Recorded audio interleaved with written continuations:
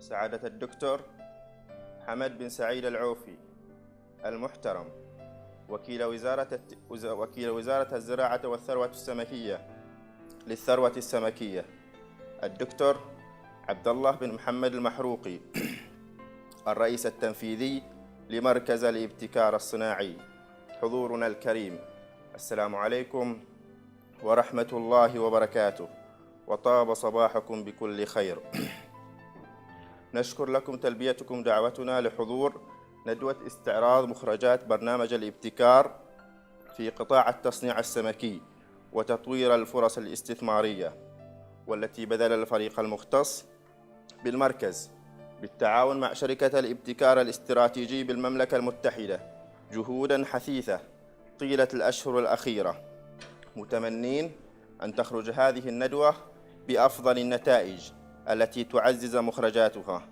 أما الآن يشرفني أن أدعو الدكتور عبد الله المحروقي الرئيس التنفيذي لمركز الابتكار الصناعي لإلقاء كلمته الافتتاحية لهذه الندوة، فليتفضل مشكورا.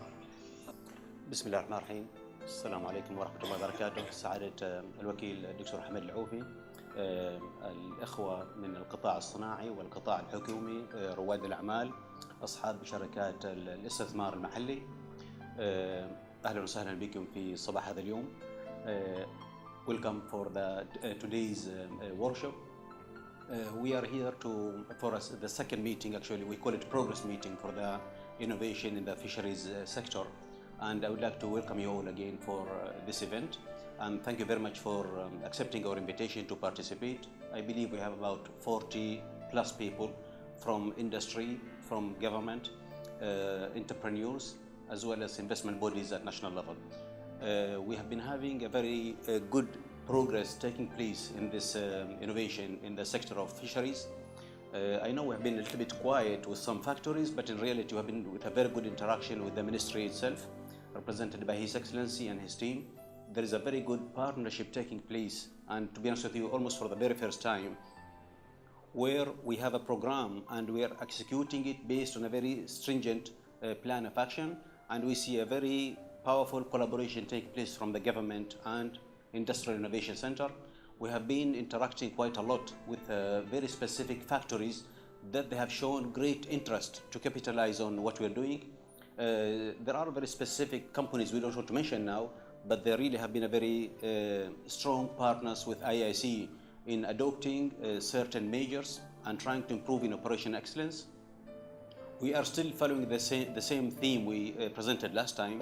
So we are still looking at how can we create new businesses from this sector, how can we improve operational excellence, and also how can we come up with a more strategic framework to manage the fisheries sector for investment so it becomes a major contributor in the national economy.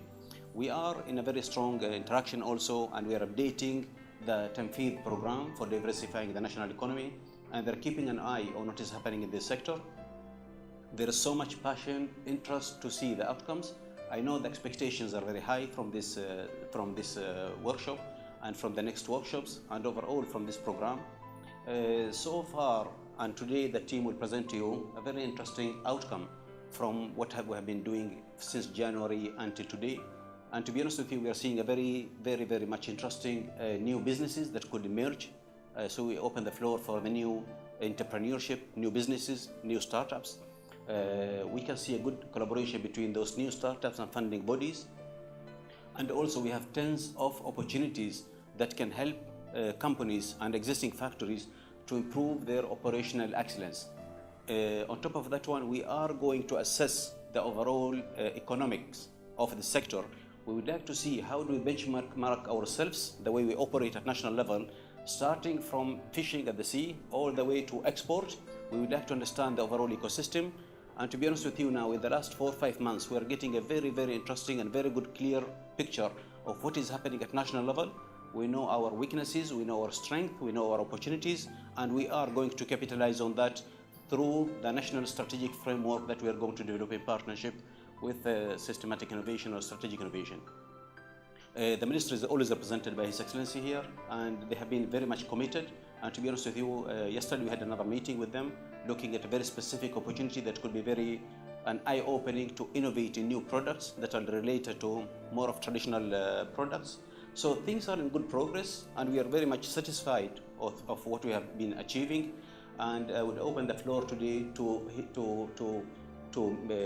SI to present to us what is their latest findings in terms of opportunities, whether they are new businesses or operational excellence. And to be honest with you, we are here, we make it very informal, and I'm not wearing a khanjar today, just to make sure that we are informal, and we'd like to make the best of this workshop. We would like to have a very interactive session and remove all formalities, break all the barriers. Let's really capitalize on this opportunity. I did promise you from the very first workshop that we are serious to collaborate and to make an impact, and we are serious to continue on this program. And today, we would like to hear your input. So we have done our part as IIC and Strategic Innovations. There is a very interesting outputs already. Today, we'd like to hear more from you. We need really your input, so feel free to give all your inputs so we make sure that we are all aligned with respect to what do we need to see in this sector, and it becomes a major contributor to the national economy. And also we have a representative from Tanfidh here who are going to always back us up whenever we need support from Tanfidh program, and we have the ministry. And I would leave the floor to capitalize on the remaining time efficiently. And Ghassan is... Okay, I think I'm done with my little speech, very informal speech. But again, IIC is here to help you, the minister is here to help you. Let's really hear from the sector what do they want and how do they evaluate each of them existing opportunities presented today. And I'm sure there'll be a lot of facilitation taking place, just to make sure that we're not missing any points.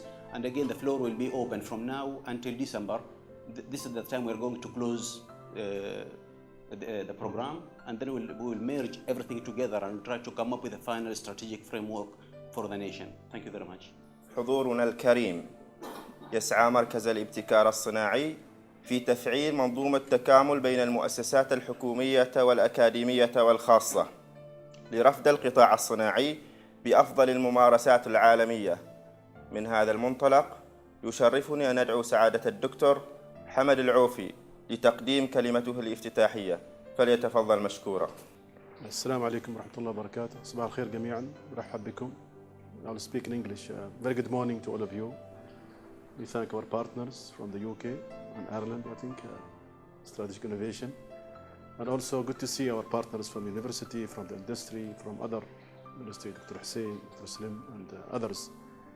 And I attended the first workshop, I think we hosted a few months back, and I was impressed about the outcome and what we can do to elevate the economic value of our fisheries by doing only a few things. And I thank Dr. Abdullah for taking the lead in his group to do all these R&D. This is very expensive for companies to do R&D. To develop one product, I think our partner knows how much it costs. To take one product from development, from an idea to the market. And this is all done, paid off by the center and the government. And we thank you for this contribution, and I think that's why we are committed to be here, myself and my team, Yaqub, and all the DGs and the directors. And so I encourage all the companies attending today, private sector and the SMEs and those who have interest to take part in this development and to use this opportunity. We need to harness, the value of all this activity. And last week we hosted a workshop with a dry dock, a similar workshop, but doing with the supply side. We try to nationalize the boat building industry. We're importing boats and vessels from outside. And we have capability to do that here, fiberglass, steel, everything. So we have all the stakeholders, companies, and boat building dry dock.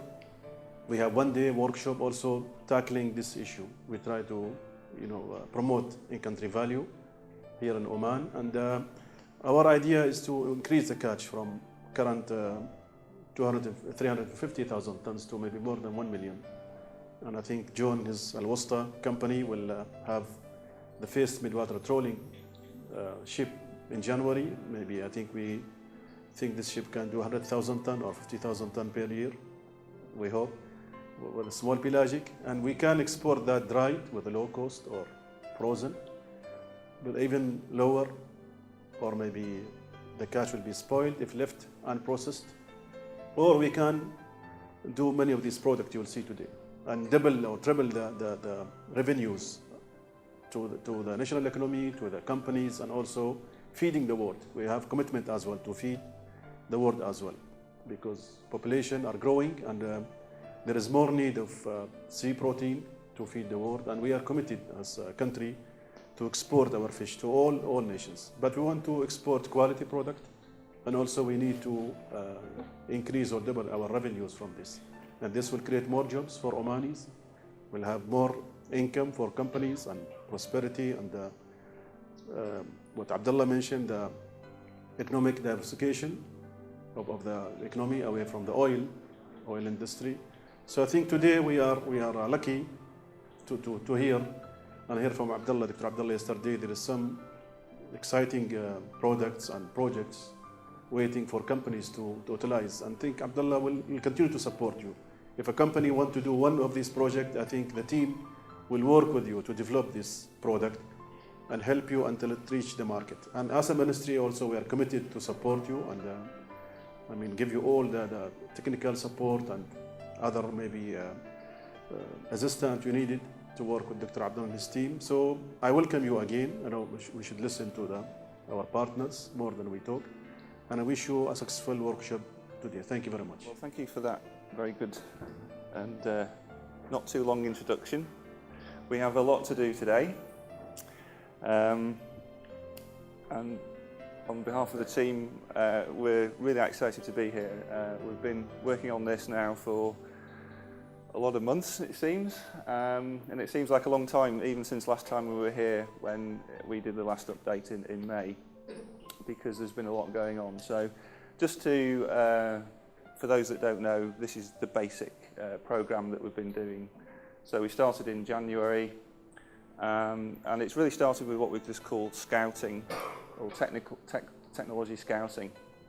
And what we've been doing basically is to do desk research, internet research, and literally phoning people up and talking to them. I think we've probably done it in probably 8 or 9 languages. We've been looking globally, particularly at Japan and Iceland, Indonesia, in the UK, across Europe and Scandinavia, really looking for what is the best practice in the world at various aspects of seafood processing. And also then looking at what Oman is like, what is the situation in Oman, and making a connection and a comparison between what the world's doing and what Oman's doing and what Oman could be doing. And as I think it was Dr. Abdullah said, the good things that are going on, understanding those as well as the weaknesses and what needs to happen. So we've been looking at splitting it down into 3 areas. So the new opportunities, which is kind of like new businesses, effectively new products. Product excellence, which is about how to make the products that you're making even better and to innovate them into new directions. And operational excellence, which is how to run the factories and the system better. So we also we started with about 130 of those opportunities in about June time, and we've been sort of getting them down. So we've recently been at about 30, and now we're down to around about 25 opportunities. A lot of them are being combined with each other, and there's lots of connections, and I think this is one of the really good things about today. It's about making connections between things. We can sometimes take one opportunity in isolation, but it doesn't really work unless it needs to feed and connect with other things. And I think sometimes that's what this is. I think to me, this is a real advantage of the way that Oman is approaching this, is that you can look at it from a central perspective, so that you can encourage through the ministry these things to happen. Whereas sometimes in other countries, I think entrepreneurs are very often just left to almost to do it on their own. But with this setting, you know, we can really come together and work together, and that then moves into the idea of the strategy. So on the tables, you'll see a new graphic. So I'm just going to explain how this comes. We always have to have a graphic on our projects. And this is it, the fish. So you can imagine that the fish processing sector is built on getting fish into the system. And effectively what happens once the fish have come in, you end up with two directions. They'll be processed in various different ways of processing, and we'll head off to the left through a packaging system, or the bits that are remaining, which are just as important as the fish itself, what we might call the waste. Perhaps I've been naughty there really, I shouldn't have called it waste, I should have called it byproducts. But byproducts doesn't fit, so I had to call it waste. But I think the thing is that we have to think, if when we say the word waste, we don't really mean waste, it's actually every little part of the fish is useful, whether we think of it as waste or not. A good example of that, actually, we were talking to, I said, well, when we do our tech scouting, one of the things we actually talk to people. So I was talking to one guy in America a few weeks ago, and he said that he was working in a fish processing factory, and they would see themselves looking at around about making $12 of meat from a cod. And he was explaining to them that if you look at the whole fish itself, the value of a cod is more like $80. Because there's so many high value added products that can come out of the skin or out of the liver and so on. So this is really to emphasise that this is all about the whole fish and the whole sector. And also the fact that we're looking to how we manage and run our factories. So what happens after we've made the fish into different products? The green points here are ones which are actual, like for instance cans or dried or fertilizer or feed pellets. The green is actually the product types, and then this colour here, the sort of orangey colour, is these are actually opportunities that we're working on in the programme. So for instance, I mean, surimi is an interesting one. So surimi is basically a fish paste, and it's quite interesting because it's kind of a waste processing system. So when you're doing cutting of fish, it will come out into the waste stream and go back directly into making surimi. So you can see surimi as being a way of processing fish in its highest form, but also a way of processing offcuts. So a lot of companies are adopting a surimi line when they're doing fish processing, and in some areas you're making as much money or more money out of the surimi than you are out of the prime fillets. So that's quite an interesting one, but we'll come on to that later. So really, we just want you to understand the whole system. By looking at it like this, you can see the whole system, and not to forget, in terms of the whole system, that we're looking as well at how the system works and how we can trace and track produce from, what we call it, from the bait to plate, or boat to throat. But basically, a lot of countries are now looking to do that, and Jamie actually will be presenting that to you very shortly. So, what we're going to do now is get onto the first cluster. Put the slide in there for showing. So, the next step that we're going to do is to cluster those opportunities into three and into two sessions. So we've got 3 effective tables in the room, and what we're going to do now is just, rather than go through all of the things at once, we're going to do it into the 2 sessions. So we'll have 2 working sessions. What we're going to do now is produce, each of us is going to take about 10 minutes or less, hopefully, to explain what the opportunities are so that you get an understanding. This is going to be super quick, so it's a real overview, so you're going to have to stay awake, okay? And then we're going to have a group discussion and a group session for about 40 minutes, and Jamie actually will actually be giving you the specific instructions and will be facilitating that. Okay, so freshness of fish, cluster 1.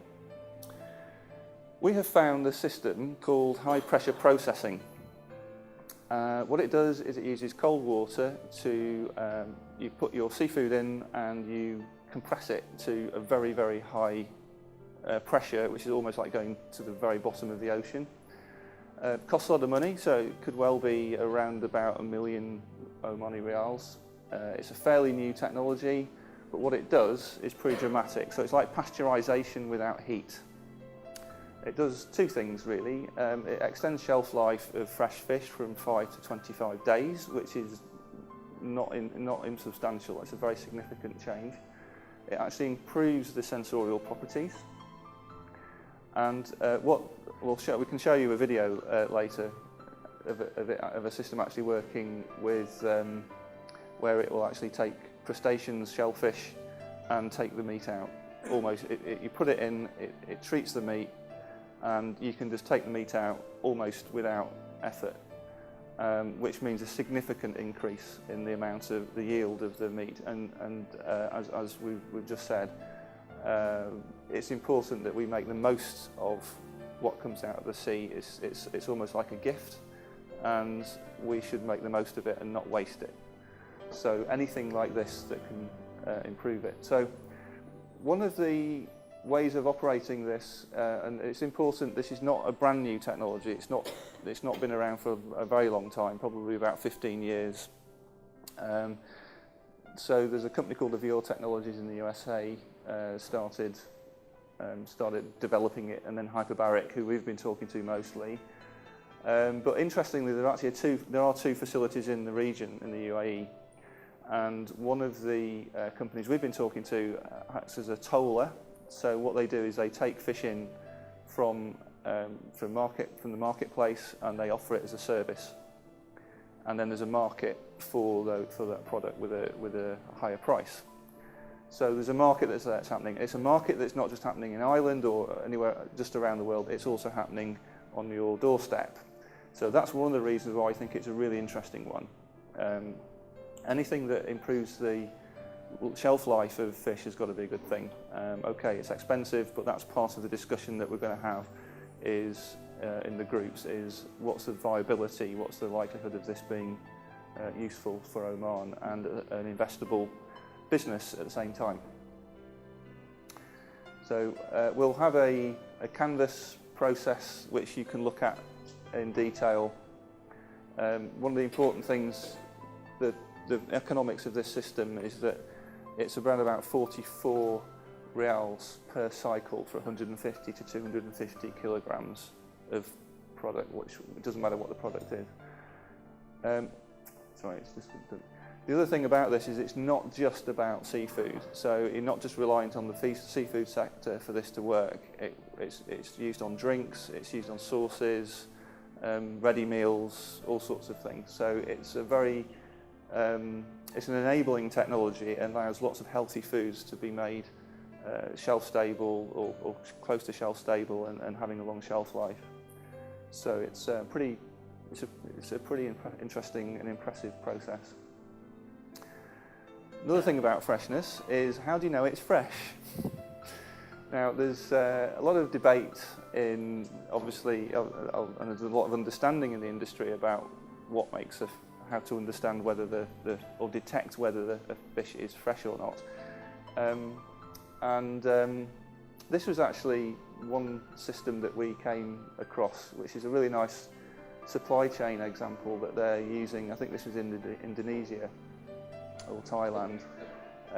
But basically it was a new system that they were putting together with an artisanal fishery and looking at tracing everything through the system and doing processing closer to the fishermen. And one of the things is they said that fishermen should be paid for grade. In other words, the quality of the fish should rely, it's not just about the weight, it's also about the quality.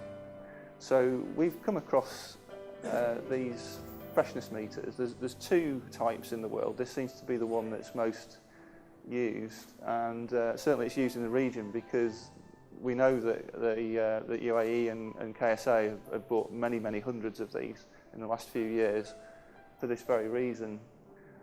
So the proposal with this is to let's set up a national system where everybody knows for a particular species what the number is. So you put the meter onto the fish, it gives you a number, and that number relates to the freshness. And it needs to be updated and it needs to be calibrated, although the system has like a standard calibration in, but it's the sort of thing where you need to come up with a bit more specific calibration. And we need to get away from this sort of thing. This is a photograph I took recently of landing of fish, and it's not the way to treat fish. So we've got to get more ice. We've got to get things right in that respect. So what do we do about it? Well, in a lot of countries, they will not use for small pelagics. They'll use fish pumping. So they use it not touching it by hand. They're just basically pumping it through a pipework system. It's used a lot now in fish farms in aquaculture for moving fish from tank to tank. And we've spoken particularly to a company called EUScan. We did a sort of an understanding of the market. They're actually quite a small company, but that means they're quite flexible in what they could suggest. Now, I want to go through this very quickly. Okay. What we've got is three types of factory in Oman. You've got a typical fish processor where you're unloading the fish, sorting and grading it, cutting and filleting, freezing and packing, and then shipping. You've got the number 3 at the bottom here, which is maybe doing the same thing but doing a salting, curing, drying kind of process. In the middle, there's a lot of companies that seem to be just basically taking sardines and freezing them. And what that is doing is, when you look at what's happening, this is a photograph we took. There's a lot of handling of the fish, manual handling. Every time you handle a fish, you degrade its quality. Every time a human touches it, there's an interaction and it degrades the quality.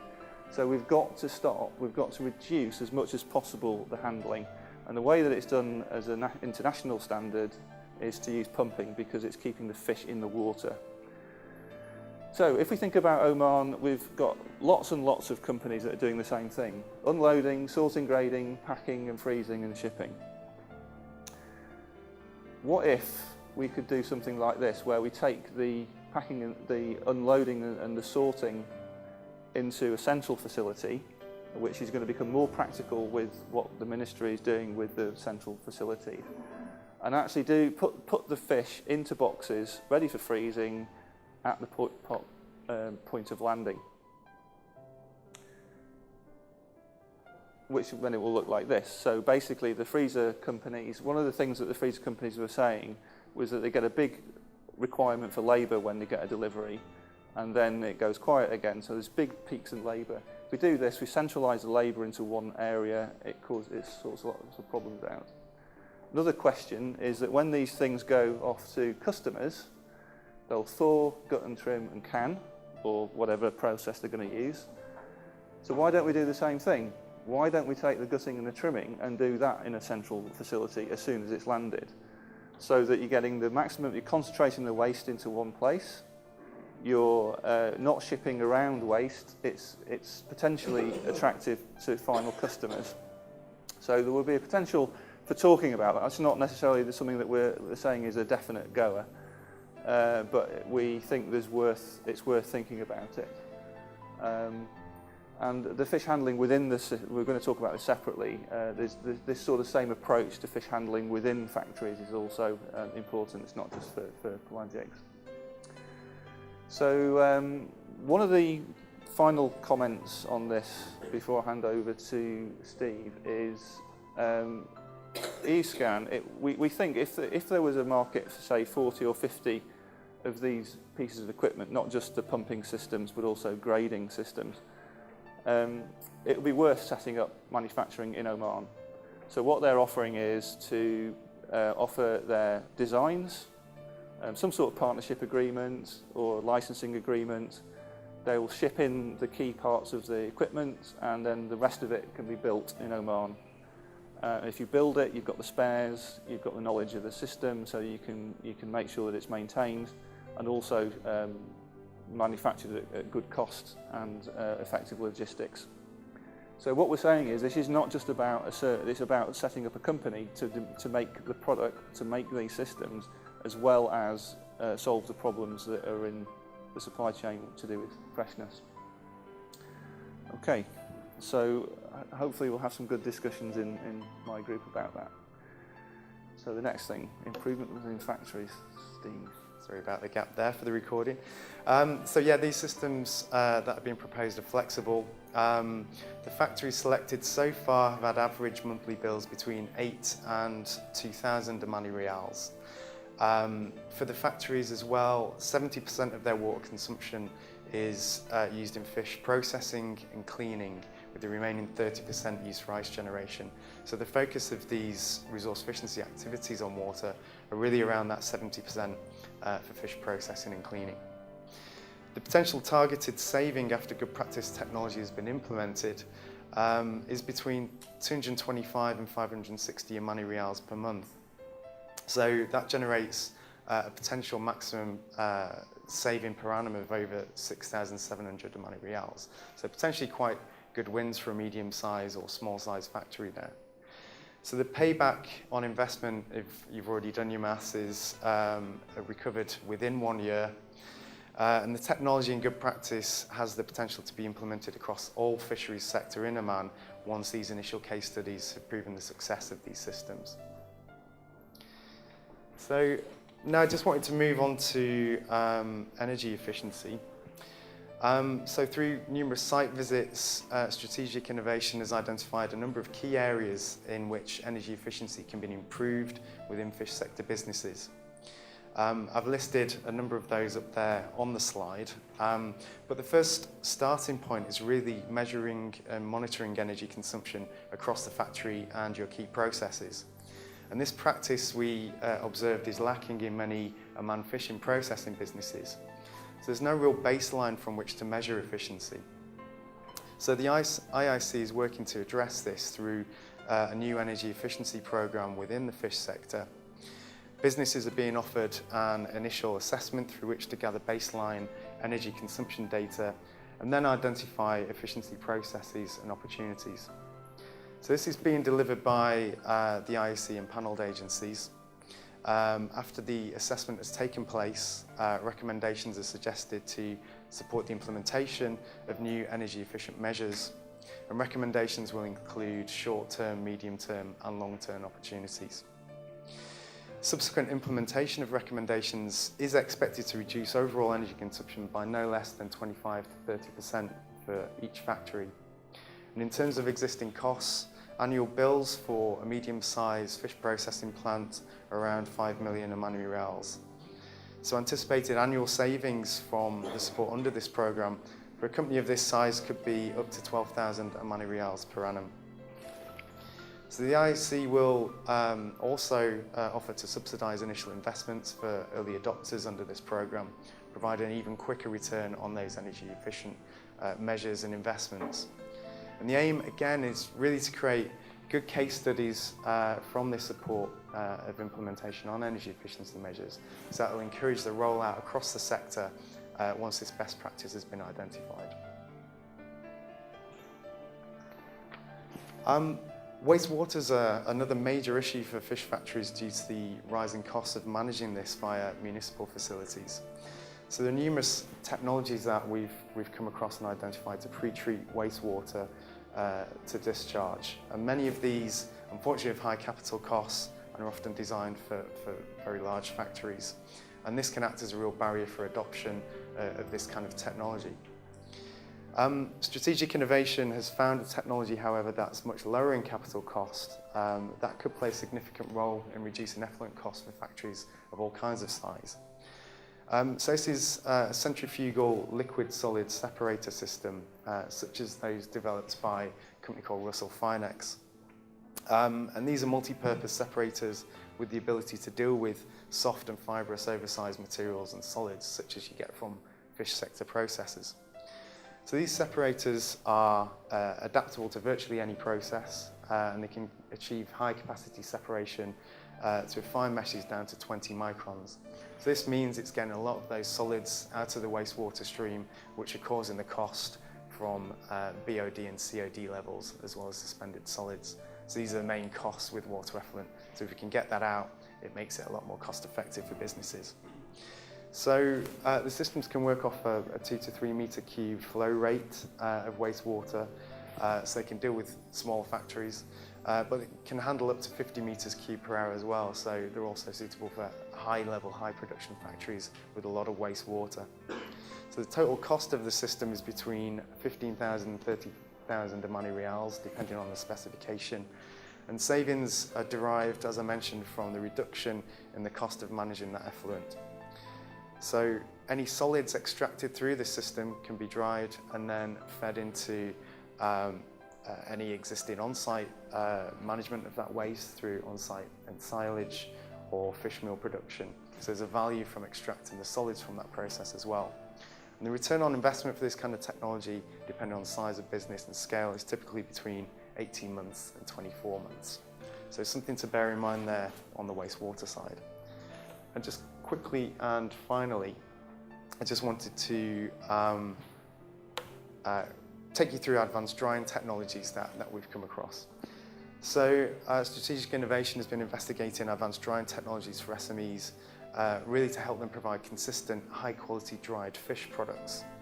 And this research has not been fully completed yet, but there are a range of technologies we've come across using different methods through which to cost effectively and consistently dry fish products to a high standard in comparison to more traditional outdoor drying methods.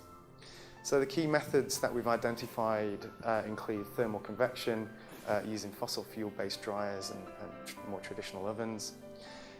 More innovative and finding more sustainable ways of using energy for those systems is to use thermal convection powered by solar. And perhaps more innovative than that is drying processes assisted by infrared, vacuum dryers and microwave drying treatments. What we need to do now is to conduct further economic analysis to compare and clarify the payback these different methods can offer. Third option there in terms of systems like infrared, vacuum drying, microwave treatments, they're a lot more effective but a lot more costly. So it's understanding which options are suited best to which size and type of business. So good morning everybody. My name's Dr. Jamie O'Hare. It's nice to see some familiar faces. I've met a few of you, but also nice to see lots of new faces, and I hope to get the opportunity to speak to you later. So I'm going to be talking a little bit about traceability and tracking throughout the value chain. Now, earlier His Excellency mentioned the important role that the fisheries sector can play in not only feeding Oman, but also the growing population around the world. But in order to do that, we need to provide a high quality and a safe product. And a major part of doing that is having a good traceability system in place. It's also one of the unique opportunities in that it's not something that one individual company can implement by themselves. It really has to involve the whole sector working together, collaborating to ensure that this traceability works throughout the supply chain. So it's a unique opportunity in that sense, and we need to make sure that everybody is on board, engaged, and willing to contribute to implementing this system. So why should they bother? So from the ministry's perspective, it's important to have this type of traceability system in place so that they can understand the catches and monitor the state of the fish stocks. They can use that information also to look at how they can address illegal and unregulated fishing. From the fisherman's perspective, if their name is attached to each batch of fish that as it goes through the value chain, then they are putting their name to that. They take responsibility for that, and hopefully that encourages some pride in their work. Also, through traceability, you can also have better transparency about what's happening in the supply chain. So potentially that can help to cut out some of the middlemen where there's lots of handling going on, maybe make it easier to see where the fish is going to, where it's being sold, and then they can request better prices for their catch. Then for the manufacturers in the room, the processors, there's two important aspects. First, there's the internal tracking from the point where you receive the goods through to goods out. You need to be able to track exactly where each batch of fish is at any point in time, which process they're currently going through. And in doing that, you learn a lot more about how your processes are operating, the yields, the waste being generated at each stage, so you can improve efficiency, but also understand your inventory better. Then from the external traceability, so then where it's come from and where it ultimately ends up, that's very important if you want to access, for example, EU markets, where you have to have traceability systems in place as part of your HACCP system. So it also allows you then to meet food safety standards, and we'll talk about those a bit later as well. Again, it's an essential requirement for all food safety standards. And it's also vital for eco-labelling, because you need to be able to prove that the fish you're selling has come from a sustainably sourced fishery. From the distributor's perspective, again, it's helping with that inventory management and operational efficiency, but it also gives them peace of mind that they're not going to be handling illegal or unregulated fish. And from the end consumer's perspective, as well as having that peace of mind that they're getting a high quality product, it also can help to give them more information about the story of what they're eating. And what we've seen in Europe, in the US in particular, there's a lot of interest from consumers in learning more about where the things they're eating have come from. So we've seen examples where even one company is having the picture of the fisherman that caught your fish, which you can then use the app, scan in the barcode and read about the fisherman that caught your fish. So that is adding value for the consumer's perspective, as well as the peace of mind. So then how do we go about implementing this type of system? Well, there are multiple stakeholders across the supply chain, and we need to get information from the point that it's caught through to the delivery on the plate of the consumer. To help manage this, we need some type of IT system. So at each point in the process, we need people capturing information about that product and submitting it to an information management system. From speaking to experts, what we've been advised is that it is possible to have a centralized information system, but the key thing is that each of the different stakeholders should be able to use whatever type of software that they feel is most appropriate for them, and they will all have slightly different requirements.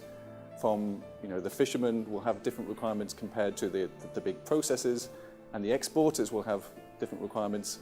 So they each need to be able to use their own type of software, but it can then all feed into one centralized database, as long as it's done through a standards-based system. So that centralized database then can then be accessed by relevant partners throughout the value chain, people who need access to that information, whether that be the retailer or the distributor or the ministries looking at catch data. And we've been talking to various experts in the field. We've identified a number of key experts and organizations that we think can can really be helpful here in supporting the implementation of a traceability system. So on the left-hand side, we have Dr. Peter Maus, who's been involved particularly in Southeast Asia in implementing fisheries management systems, and has looked at traceability as part of that, and has a lot of practical hands-on experience of being out at sea with the fishermen, looking at best practices in that respect. So he and his team are willing to help out on that side of the process up to the point of first landing. Then there's an Icelandic organization set up by the government a number of years ago called Mattis, and they have a wide range of expertise. They also get involved in fish handling and quality control, but here they have particular expertise also on traceability, so they can advise on how you implement that throughout the processing operations through distribution to the final consumer. And then finally, there's an organization, GS1, who are a global not-for-profit organization who manage systems related to company-to-company information exchange. And that sounds very grand. Essentially, the primary thing that they're known for is managing barcode systems. So having the international standards in place that allow a barcode to be scanned by any retailer and have the information available about that product. And this has now been extended to providing more sophisticated information about traceability. And we've identified a couple of experts. So Dennis O'Brien is somebody I met in Dublin, and we've already made the connection with the ministry, and I believe Dr. Mosa has contacted the office in Dubai. So we have a nice team now set up that can help with the implementation, with the initial setup of the system. What we're proposing as the opportunity longer term is to have a consulting organization who would help then work with the individual collection points, the fish processors, the distributors and exporters, etc., to implement this system, because it's not going to happen overnight. This is going to take several years to implement completely throughout the sector. So the value proposition in this case is to have a consultancy service that can help companies to comply with traceability requirements for international markets in particular. They could also, whilst they're doing that, help with things like eco-labeling and looking at inventory management. They would be working with each of those key stakeholders within the sector,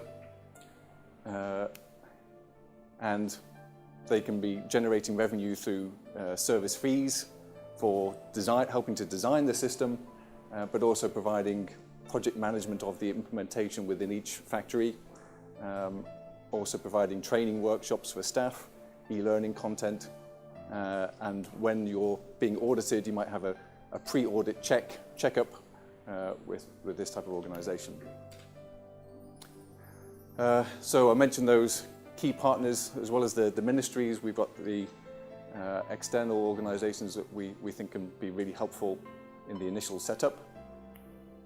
And that might be a small team of consultants with a manager, somebody doing marketing and administration. So that's tracking and traceability. And then just briefly I want to talk about certification and eco-labeling.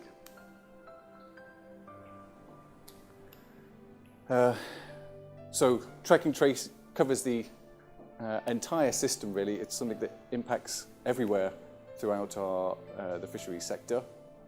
And we also need to get that information if we want to have these types of either food safety accreditation, such as BRC Global Standard, which is increasingly a requirement for export to EU markets. The alternative there is ISO 22000 or IFS Food.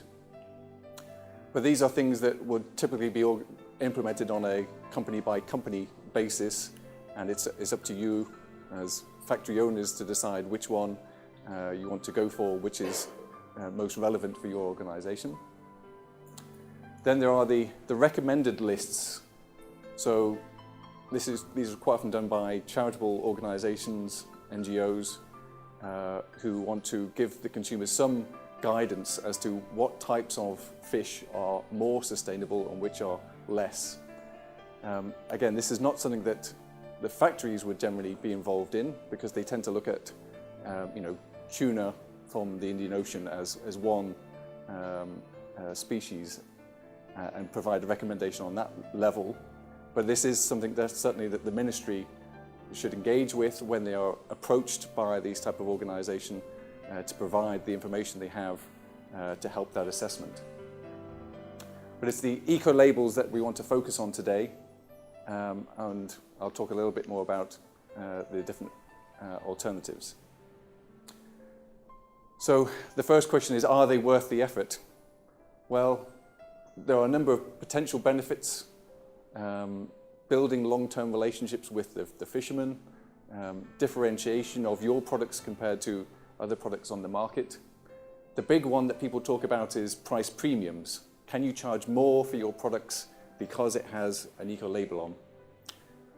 We've looked at scientific studies of this, we've looked at some market data, and there's huge variability in whether you can charge a premium effectively for eco-labels. MSC might tell you that you'll get 18% improvement, others will say 10%. We've seen some in scientific studies saying 57%, but also some saying zero, no premium at all. So what we've actually seen is that it depends very much on the type of species and also the type of retailer, because now what we're seeing in Europe is that the high-end retailers expect to have an eco-label, they expect to see MSC or Friends of the Sea. And so they are not offering a further premium on that. But some of the lower end, cheaper retailers see that as being one of their high-end products, and so they will offer a premium. So essentially, it's a 50-50 split between MSC and Friends of the Sea. So it's pretty much a straight choice between these two for wild-caught fish. And what we see is that although the mass of fish that have these accreditations is roughly split, MSC has done a lot more fisheries and a lot more products certified and has been going a bit longer. The costs, though, are quite a bit higher for MSC accreditation. The audit can take several months or even years. Friends of the Sea is cheaper. It's been specifically set up for small-scale fisheries and smaller processors. What we did like about Friends of the Sea as we were looking at this is that it does include social aspects as well as thinking about the sustainability of the fish stock. And it has been applied to fish meal, fish oil, and can be used for aquaculture fish as well as wild caught. So at the moment, it seems that if you want to target Northern Europe, MSC is the one you should aim for. But for Southern Europe, Friends of the Sea is very strong. And we also see that there's a lot of benefits in terms of being simpler, easier and cheaper for smaller producers. But ultimately, the final choice is down to you. And just to say, yes, the number of products certified by MSC has been growing rapidly, but Friends of the Sea is catching up. And just a note to say that Almasa is the only company in GCC region to have an accredited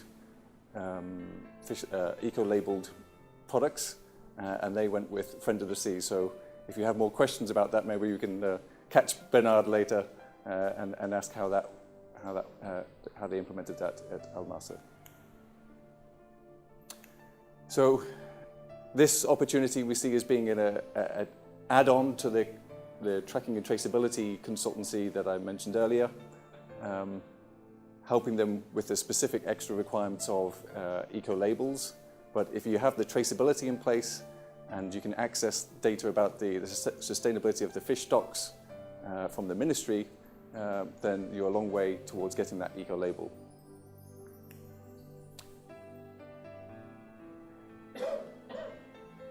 So that's it in terms of the opportunities for session 1.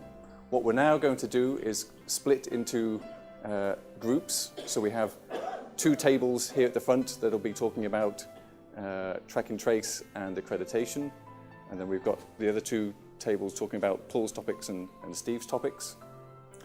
We're going to remind you one by one of the opportunities, and we're going to ask you to then ask any questions that you have about that opportunity, provide some feedback and discussion about it.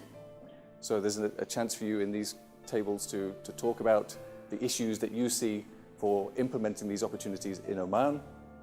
And then at the end we have a little form and we'd like you to individually fill out these forms for each opportunity to provide your initial sense of, will this work in Oman?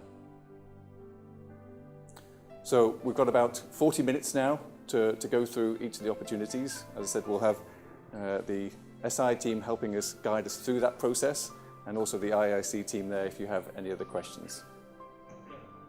Okay, so now's the time to work. Okay, thank you.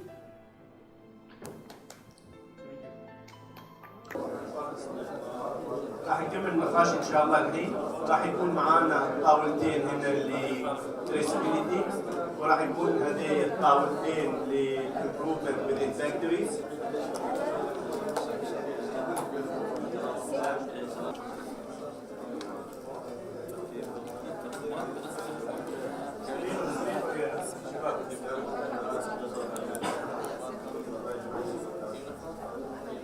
السلام عليكم جميعا.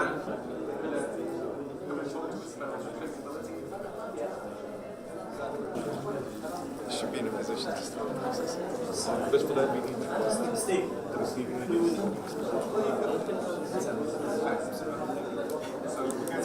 That's fine.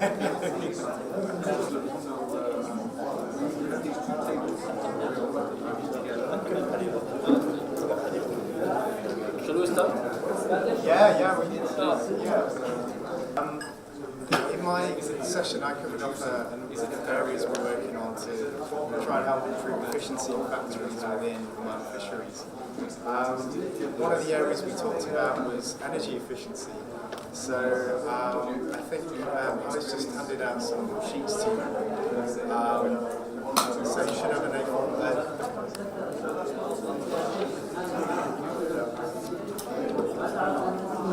What this sheet does,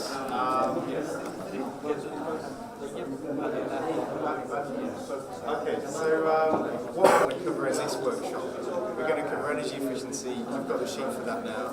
We're going to cover water efficiency, and then we're going to look at innovative people within ministries to answer to get their feedback on what they think this is a good program. The second is for businesses that give their perspective.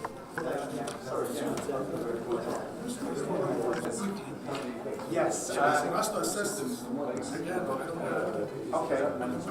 Well, in terms of this program, the end starts to measure and monitor improvements in energy over time. So if you put something in place on a systems that canning fish, for example, if you don't have the second part is through those orders, the experts that are going out to these businesses are going to be identifying opportunities to make savings. So you've got the lights off, you're not in the room, you're not phase lighting in, more efficient lighting in. But then there's operational traceability. This is just a challenge, okay? So Yeah. if you can read it, whether it will help or not, certainly it will help. But we will have a big to start with. If they have control of the And they are starting that. But with artisanal, I think it will be a bit difficult. Yes. Yeah.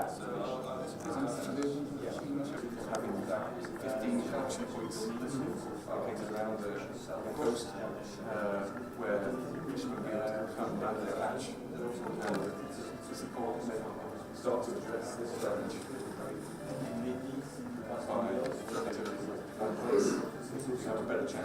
to record that landing. We not have only 15. We have to perform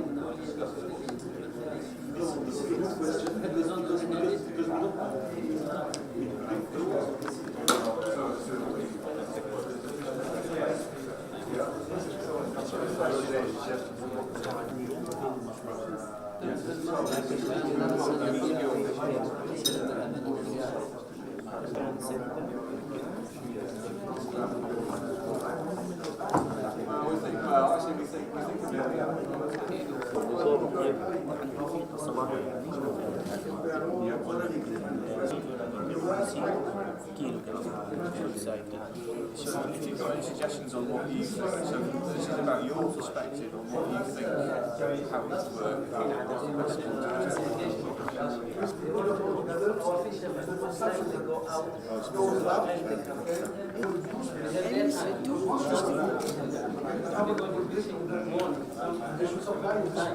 بعدين ترد على رقم 3 if you think يعني الوزارة.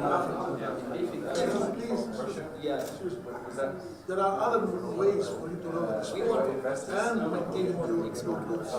Okay, this is what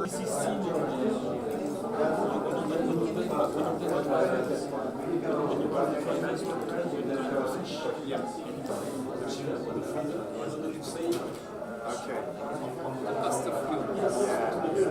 So it creates more.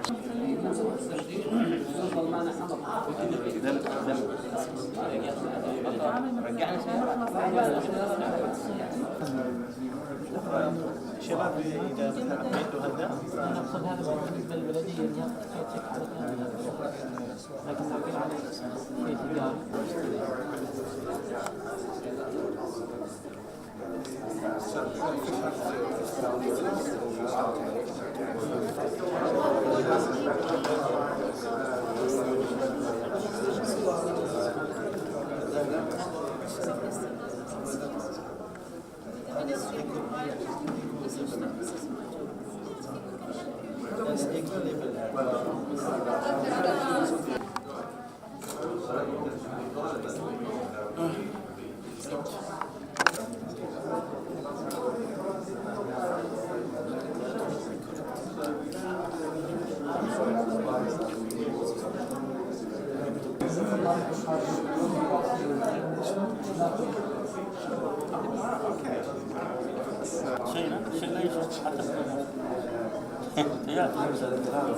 لا انا اتكلم عن اليورو.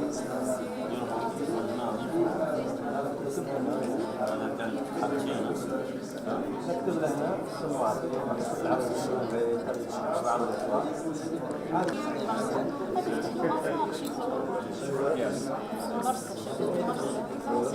Yeah, because from what their experts told me,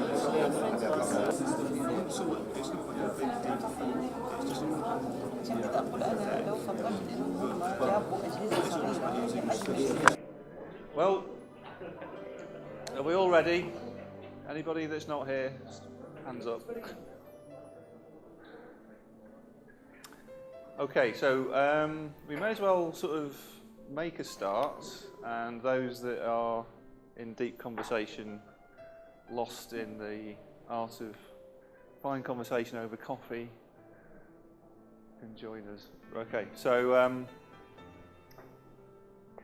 we had the first session, and from quick discussions with my colleagues, we think it went quite well. Actually, the forms got filled in pretty well, and there was some good discussion and some good points. So keep it up for the second half, and yeah. So we're now on our second working session, so we're over halfway through, and so we're just going to go into the same format. So we're going to present three clusters in different areas, and what I will be presenting is some novel products or some innovative products.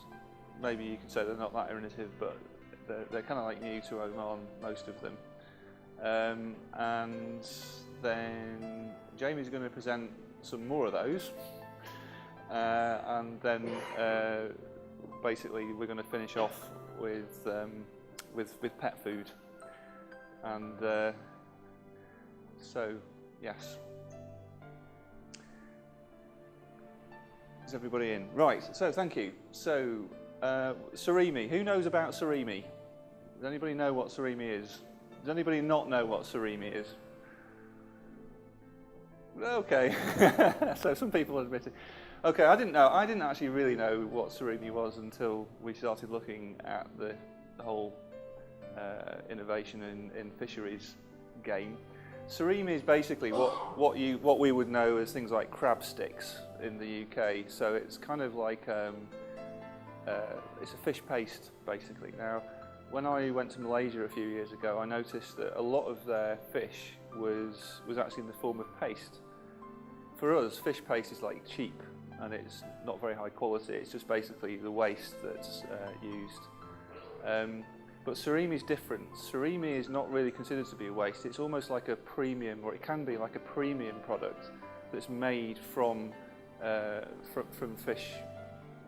It can either be made directly from the prime cuts of the fish, or it can even be made from offcuts or the small pieces that are left over after you've done basic processing.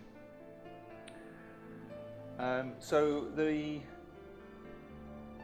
SBP is surimi-based products, so that's things like fish cakes, imitation crab sticks, fish sausages, which are quite popular obviously in Muslim nations, and it's a 1.5 billion Omani Rial business, and the importers are primarily Japan, USA, France, and the UK and Netherlands. So the interesting thing about this is it's got a similarity, if you like, to fish meal, in that you're taking fish, you're processing it and then selling it as a bulk product. And but the price that you get for surimi blocks, so normally these are surimis made into 50 kilogram blocks, and that's kind of like what's the international traded. So when you buy surimi in bulk, basically you get them in 50 kilogram frozen blocks. And the cost of that is around, or the price of that is around about 3 times that of fish meal. So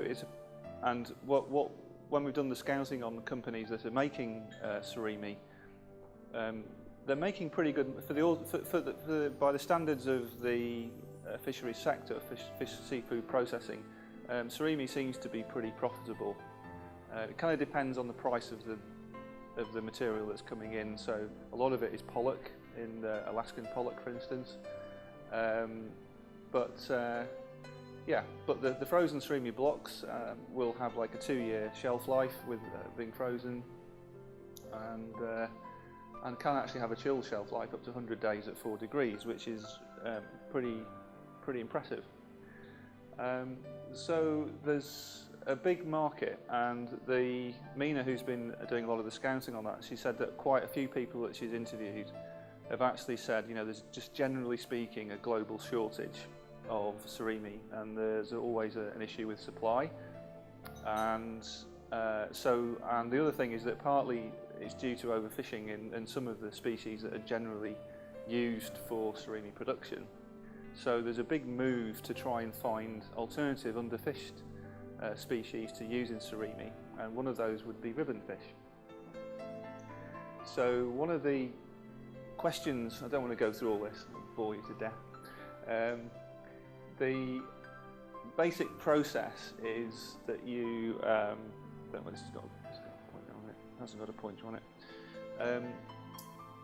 Basically you mince and you use a lot of water. Actually, this is one of the drawbacks of surimi, is that you mince the fish, you process it to a fine paste to make it nice and white and give it that very nice white consistency with a quite neutral flavour.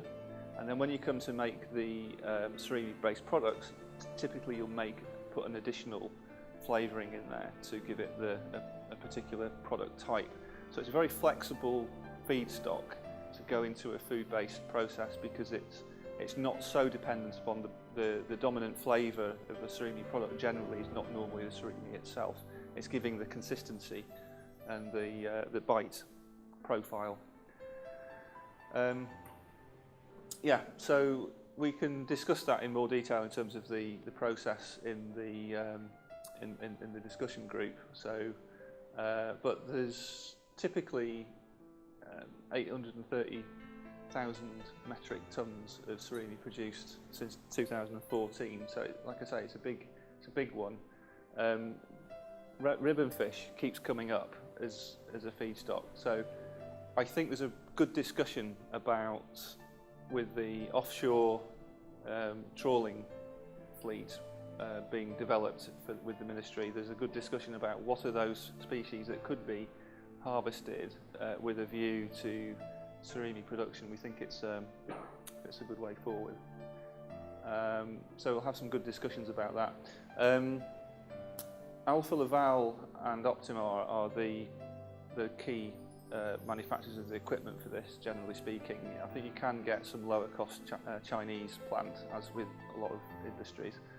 But we've been talking directly to them, so they're interested in potentially talking to Oman about what species that you have, what sort of quantities, what sort of continuity of supply, because the issue, one of the big issues, is the cost of the plant, and to recover the costs you need a good steady, consistent supply of material, because you're looking about 4.5 million at least, I guess, for a surimi plant. But it can be done at a smaller scale in an existing fish processing factory. So if it's a cannery, it can use waste from cannery, but primarily in white fish filleting and processing. So that's that one. Candy abalone. So we had a look at the abalone market. It's obviously a thing very close to the Omani's heart, and so this is the proposal that we have. We're going to suggest that we have a kind of like a primary, or almost like a single business in Oman of taking wild abalone and managing the stocks, and being a single central drying facility. When we looked at the abalone business, we found there's quite a few companies around the world obviously doing this. South Africa is a big area which they have their problems with illegal fishery over there. But what we found is that some of the best, so the highest reputation and the highest price abalone was candy abalone, which is from Tasmania in Australia. So we've been in some good discussions, in fact, with the ISE as well, with these guys.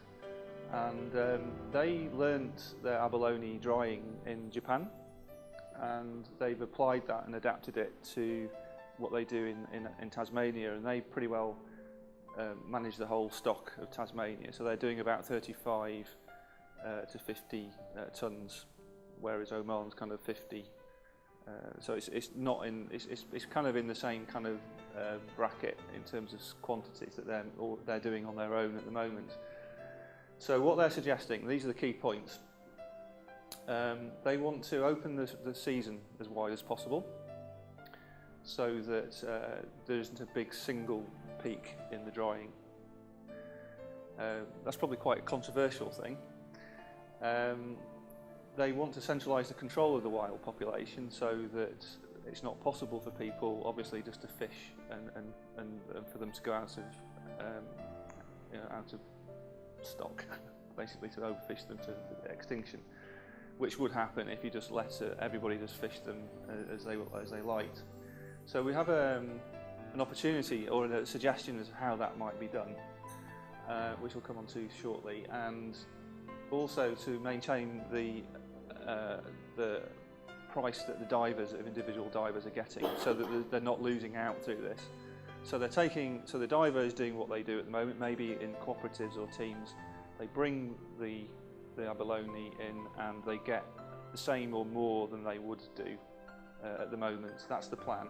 Now, Australian divers get around about $29 US a kilo, including the shell, for basically a live abalone straight out of the sea. So we're suggesting that should theoretically be the same in Oman or thereabouts. The shucking is and any processing is done by the Candy abalone factory. They want it live, basically. They want it fresh, live, straight into the system. And then it goes through a process to create the highest quality, some of the highest price abalone in the world. And that's not just from them saying that, that's from scouting. So this is our concept. Basically, what we see is a bunch of groups of divers, and they will be diving for abalone around the year, but they'll only be able to dive when they've been issued with these special containers that are abalone containers. So if you ever see in the future, if you ever see abalone and it's not in one of those containers, and it's not packaged and it's not branded as canned abalone or associated product, it's illegal. You can only have an abalone if it's going in one of those boxes. And who controls the boxes? The company controls the boxes. So this is very much like a Kanban system that's used in the automotive industry. Is the order for the parts that you want for the car that you're going to make is the box. So the box can be tracked, it can have GPS on it doesn't just have a barcode, and it can go into the track and trace system. So you know where it is, who had it, when they had it, what went into it, and have the history. So the box is brought in, unpacked, washed, put back into container stock, and the abalone is then processed. Now there's a question here about what proportion of the catch should come through here, and what proportion should be with the current system with the divers and so on, and that's up for debate. But at the moment, the idea is that the drying process, they're only interested in doing the drying. Selling fresh, frozen, isn't the main objective of this business. But they already have a market. They already have spoken to their importer in Hong Kong, and they have agreed that the price for this project is $740 US dollars per kilogram, which is attractive, and that's what they do. So all we're doing is effectively taking what Candy abalone do as a business in Tasmania and transferring it to Oman.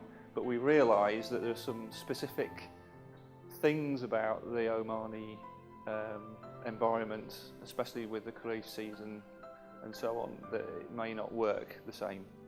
So we need to understand that. But that's what we think that would also do, is to manage the population better, so that it's under pressure less in a different way, and potentially the catch could then go up from maybe 50 tonnes to whatever we think, whatever the sustainable level ends up being, but it's going to be a lot more than 50 tonnes.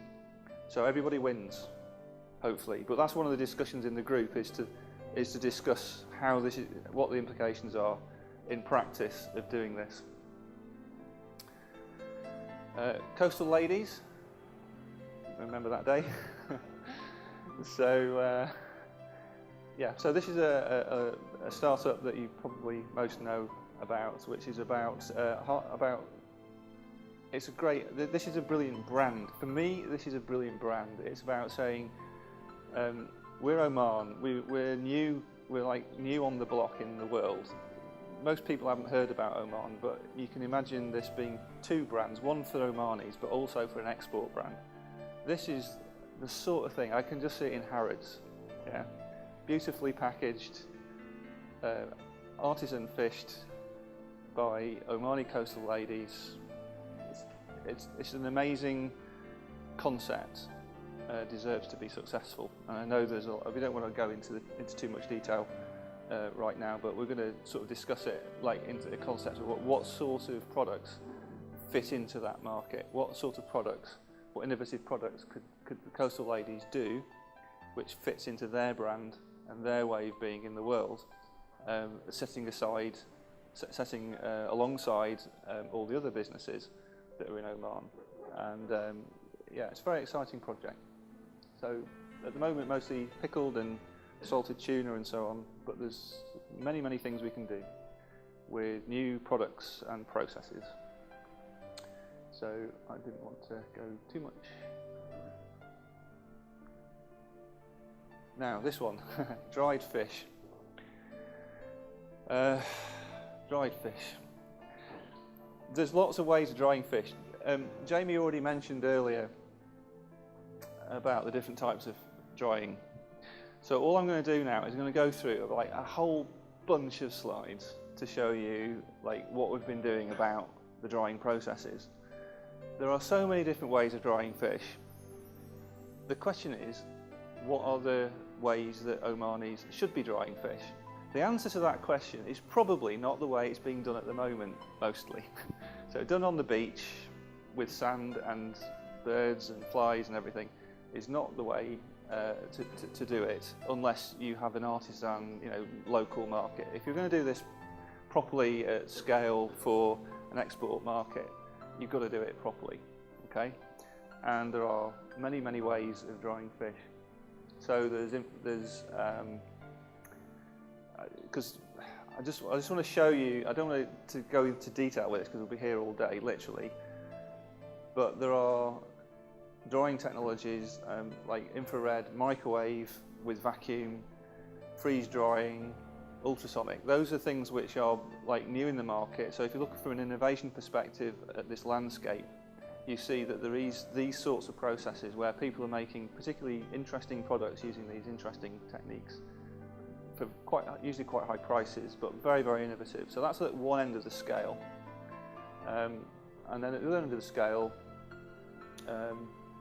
there's things like just basic smoking technologies, which are current ovens with improved methods of imparting smoke.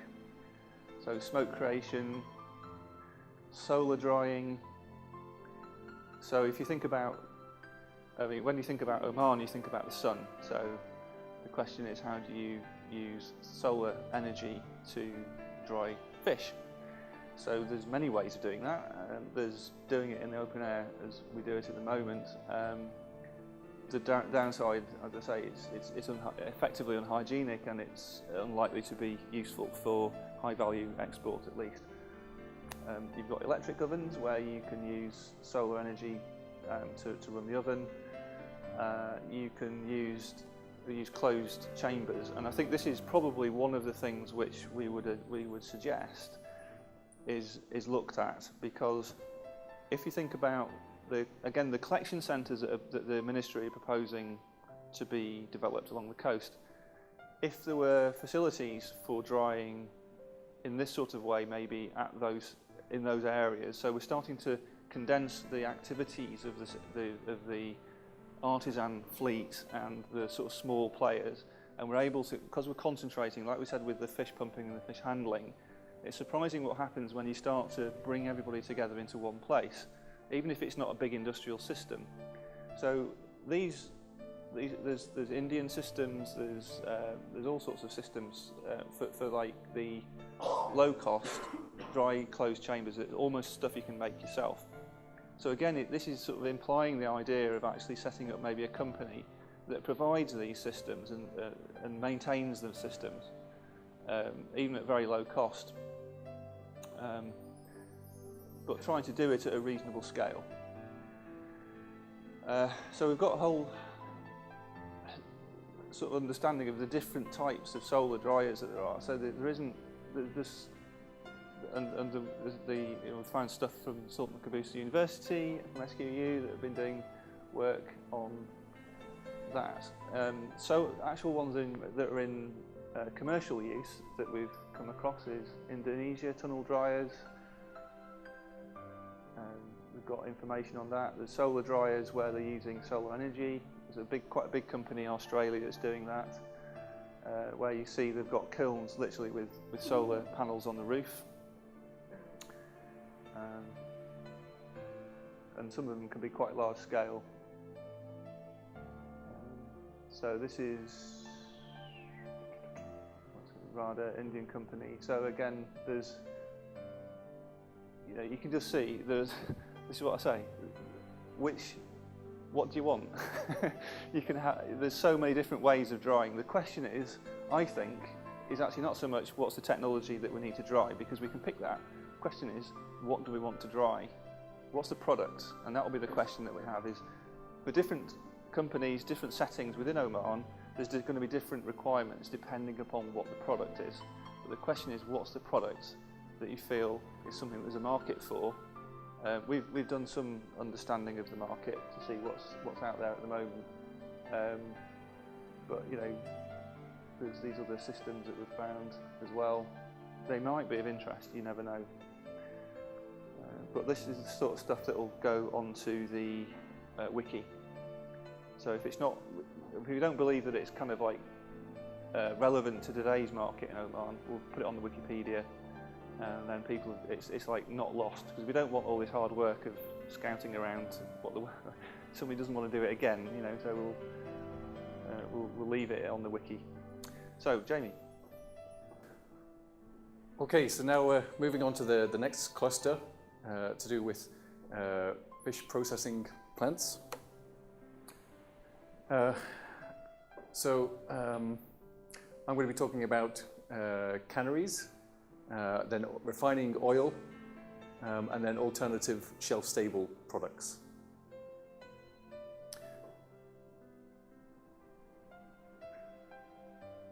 So the first opportunity that we've been investigating is for a large sardine cannery, and the idea here was that it would be a joint venture with an international organization that had experience in this field. We know that in Oman there is already some small-scale sardine canneries, and that a lot of the sardines caught actually are exported without being canned, so a much lower price. So can we capture more of that value by ensuring that all the sardines that are exported are processed and canned and high-quality products? So we've done a lot of work looking at sardine canneries around the world. We've identified over 70 canneries. From that, we contacted 26 of those canneries that we thought were most interesting and relevant and leaders in their markets. And from that, we've refined further, identified 4 that were really interested and engaged and wanted to learn more about the opportunity in Oman. One of them had already begun some discussions from UNIMA, but they've been ruled out at the moment. So we're left with 3 interesting organizations which we think could be very good partners for this opportunity. From South Africa, we have Oceana Group, a large company, 183 million real turnover. They're interested in a joint venture where they would have 50% ownership. Their one concern was ensuring the availability of sardine supply. They're talking about 20,000 tons per year. So again, I think this is maybe a question to the ministry, is that it can be a sustainable level for Oman to be catching. Then 2 other companies, Ramirez from Portugal. In this case, slightly smaller company, and they are more interested in being a kind of knowledge transfer partner, or on a consultancy basis. But they can help with the construction of the facilities, the setup, and getting you up and running in the first year. And a similar proposal from Manaton from Tunisia. Again, not suggesting a joint venture, but knowledge transfer. So the canvas, we're looking at kind of middle of the market product sold locally into GCC, but also exported internationally. We've looked a little bit at the pricing 300 paisa per can from the factory. Potential revenue of around 7.2 million rial. Potential for waste streams then to be valorized into fish meal or silage, which we'll come to later.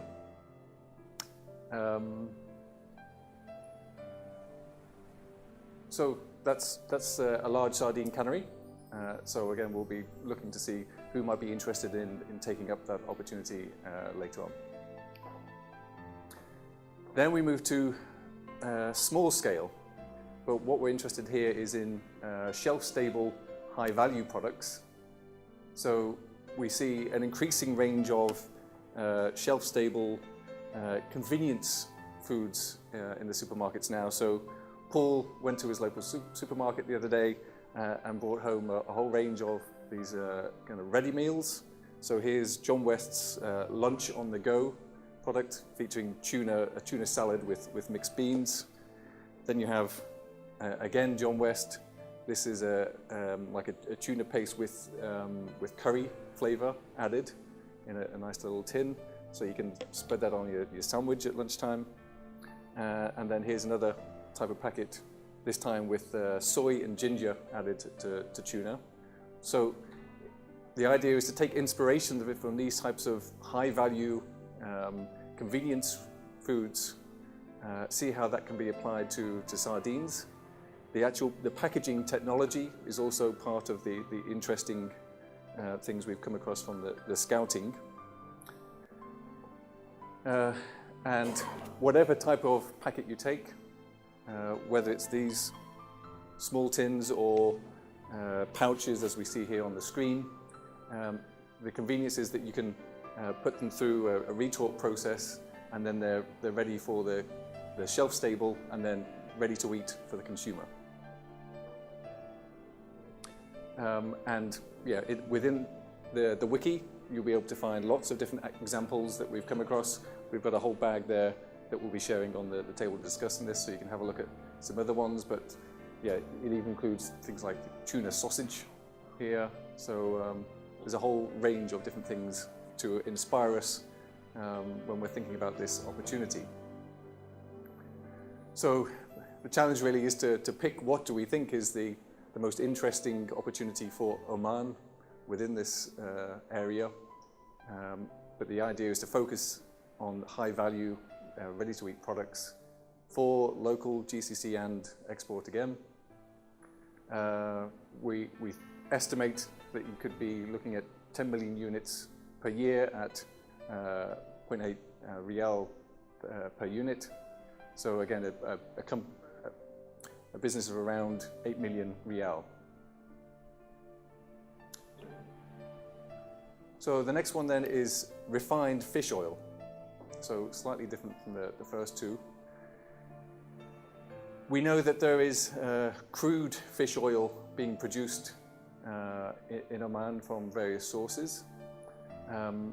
But refined fish oil is significantly higher value, and the more you refine it, the more value you can capture.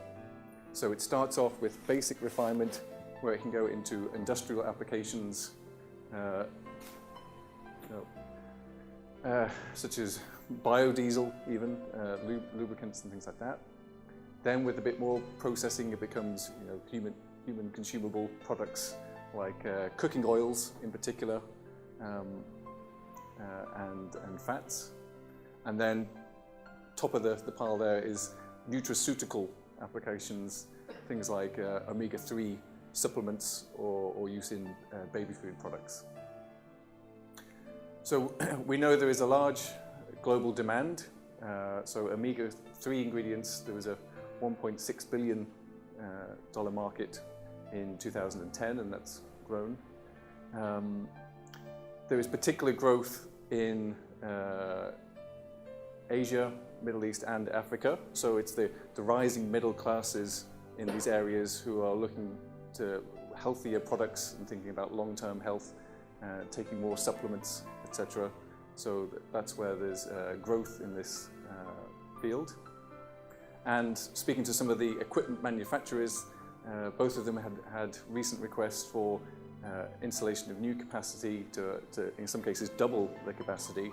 So the existing players globally are seeing increased demand, so that's a positive sign.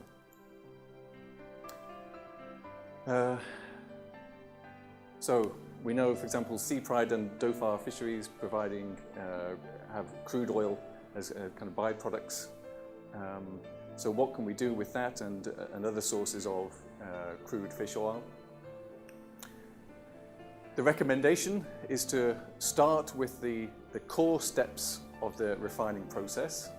So taking the crude oil, going through a neutralization, bleaching, detoxification and deodorization, so that you end up with a neutral, bland tasting oil that has a wide variety of applications. Then at a later stage, you can start adding more equipment to your refinery in order to access those higher value markets. So start looking at then the food applications, and then eventually, if you see the demand, you can go into the nutraceuticals market.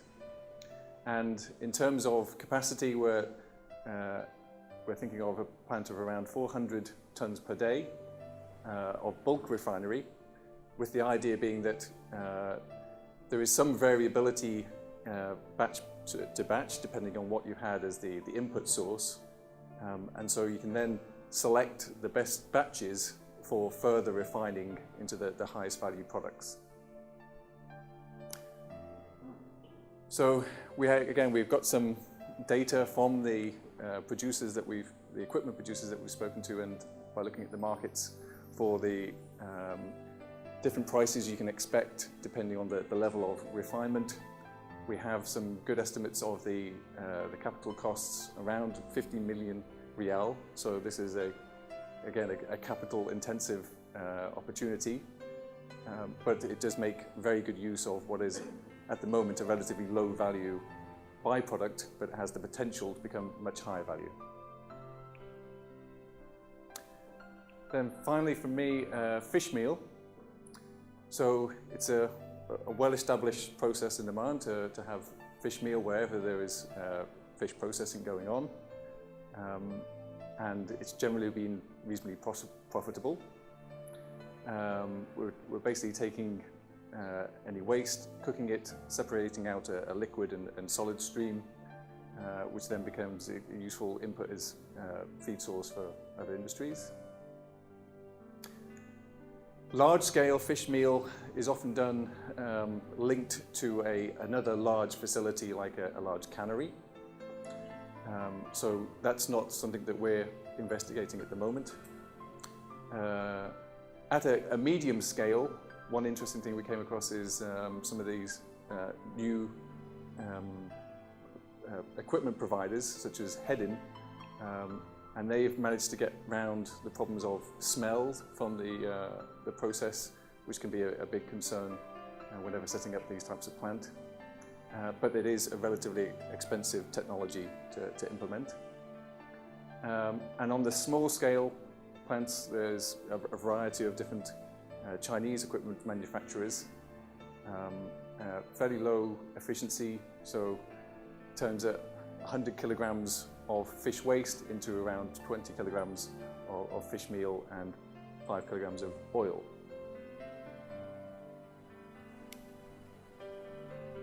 So the key point from this is that if you're looking at setting up a small scale fish meal process, we've got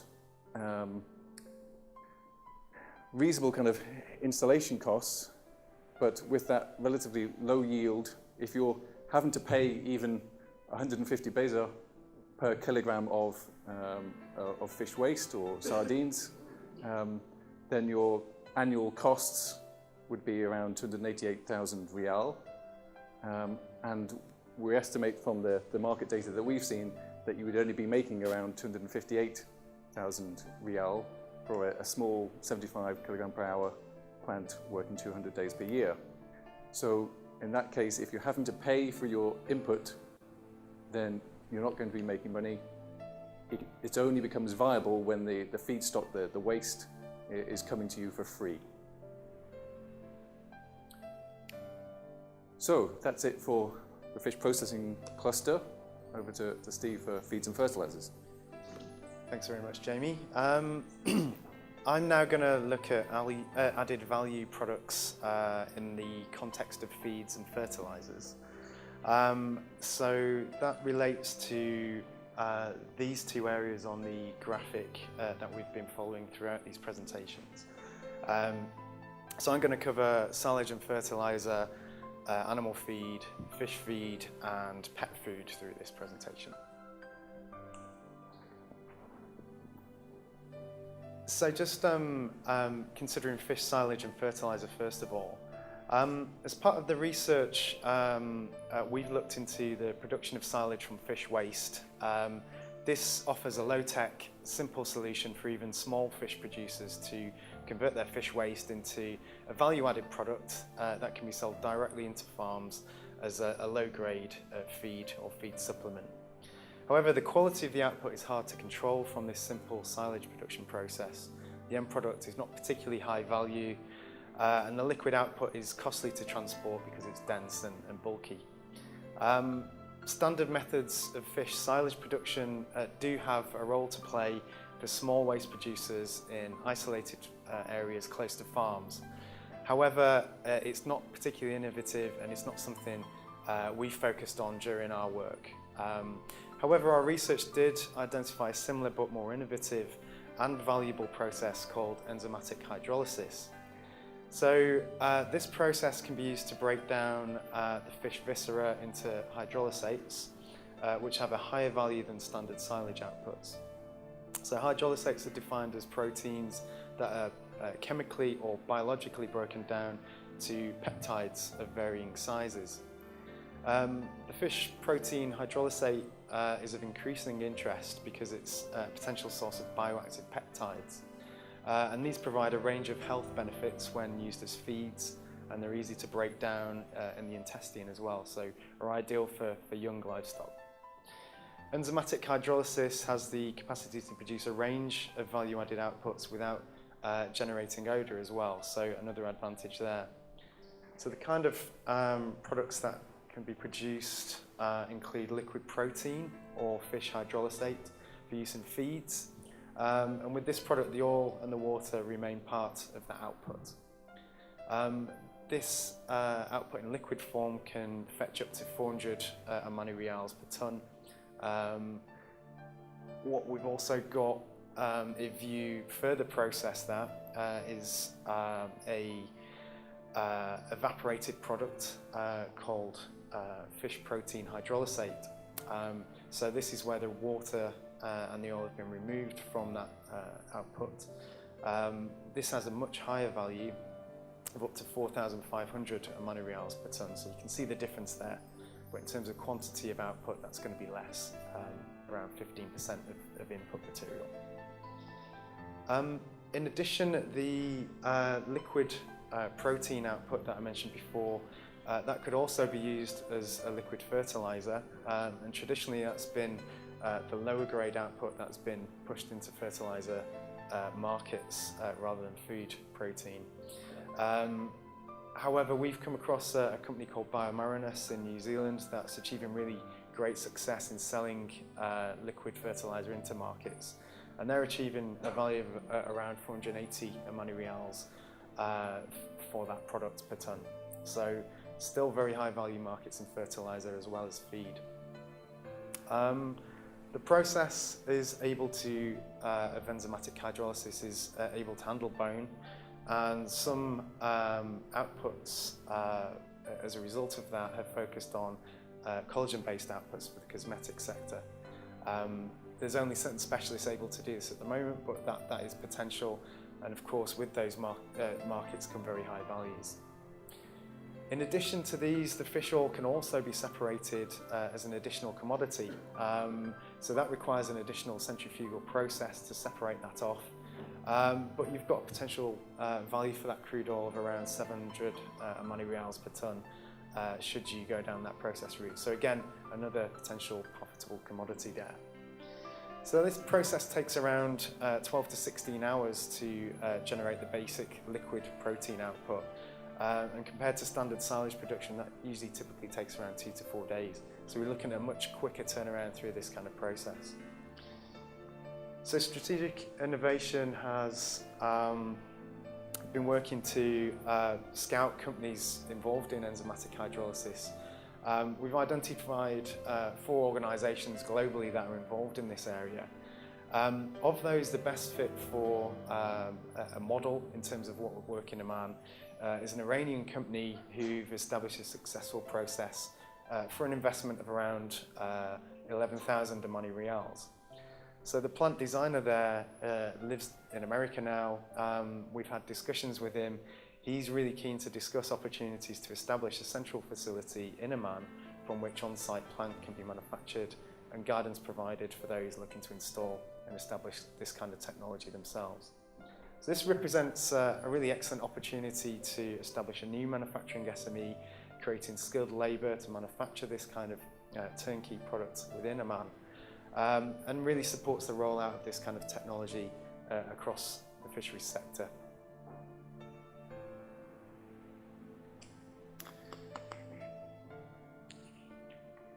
So now come on to animal feed.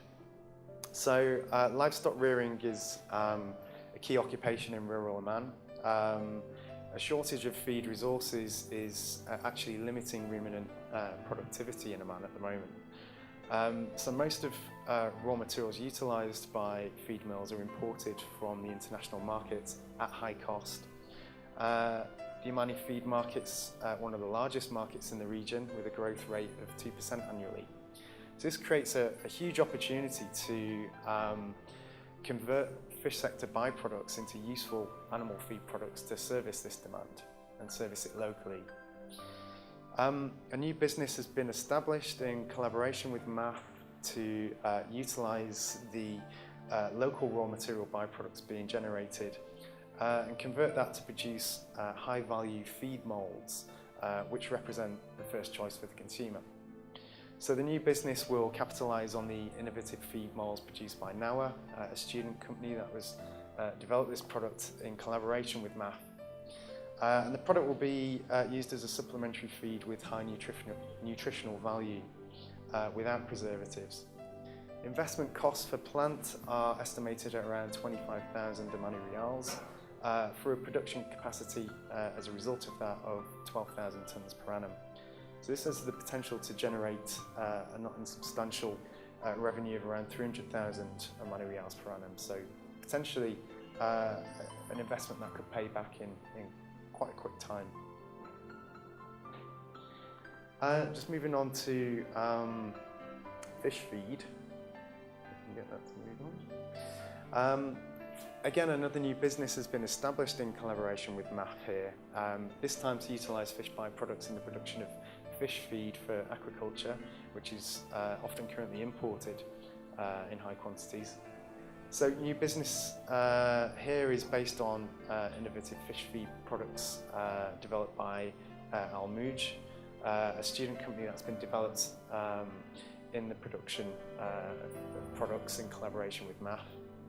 So the fish feed has that they produce has better features than the current imported product, and is also cheaper, so lots of advantages there for those looking to utilise this product. The product contains 100% natural ingredients, which in return contributes to healthy fish growth. And the manufacturing process we're talking about here has a cost of only around 25,000 Omani riyals for production capacity of around 400 tonnes per annum. So that is estimated to generate around 80,000 Omani riyals per annum once in full capacity. And finally, just moving on to pet food. Pet foods are a rapidly evolving market. It creates significant opportunities for those who want to innovate in converting byproducts into valuable output. Although Middle Eastern countries have some of the world's lowest per capita dog ownership rates, premium pet care products continue to be a major growth driver for pet care in this region, and also the ownership of cats. So dogs and cat treats continue to be the best performing subcategory of pet care, with cat treats experiencing year double-digit growth on the past 5 years. So I've just got some examples here of, again, Paul's been shopping, doing his supermarket sweep. So we've got the kind of products made from fish in the West include these kind of cat sticks for chewing, these kind of biscuits that also been given additives to provide dental properties for cats.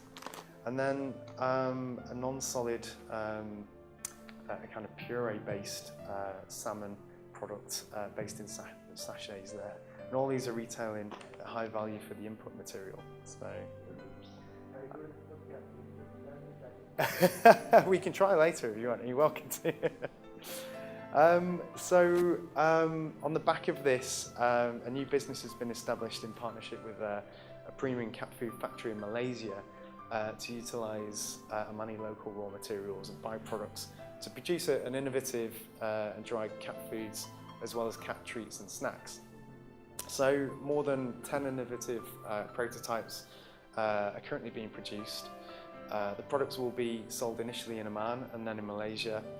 A manufacturing setup for plant is estimated at around 20,000 Omani Riyals, with packaging equipment costing a further 10 Omani Riyals. The gross margin has been estimated as 20 to 30%, which is very positive, but that's if you're outsourcing that technology and production to Malaysia. If we can bring that in-house and manufacture that in Oman, you're looking at a gross margin of 50 to 60%. So a big difference there, and you're also creating jobs and new businesses if we can do that. So that brings me to an end on product review. Paul, I think we're now into workshops again, are we? So we've got 3 more workshops now. Same process as before. So we've got these 2 tables here. We've got the 2 tables at the back on the left and the 2 tables at the front on the right. So if I'm right in thinking, I think we've got fish processing plants on the 2 tables on the right. We've got feeds and fertilizers on the 2 tables at the back. And we've got innovative products at the 2 tables here. So if you've got any preference about where you want to be, you probably need to make your mind up for the next few minutes. We'll now try and get flip charts in place, and it'd be great if we can get you engaged in some feedback on these subject areas. Thank you very much.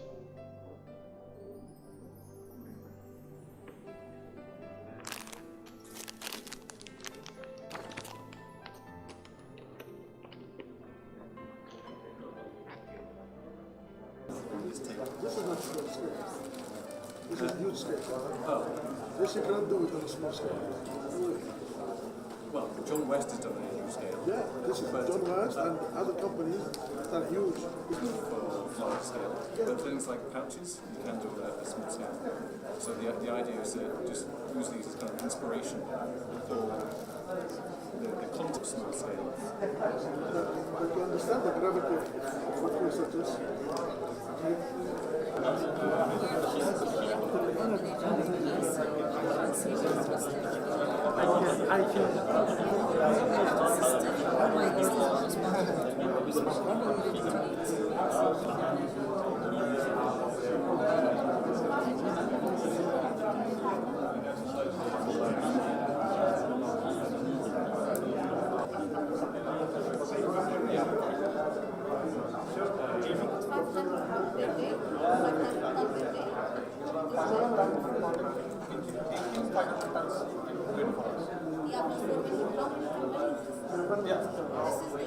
السلام عليكم.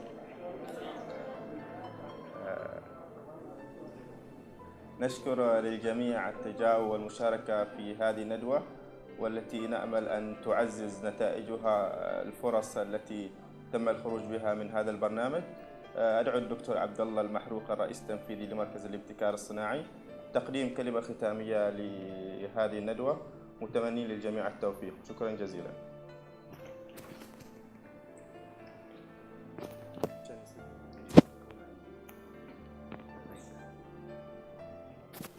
طيب، السلام عليكم.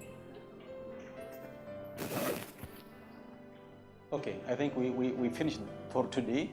I know it's being a bit hectic, too much of brainstorming, too much of discussions, but I went around the tables and I think we are having a very fruitful discussion.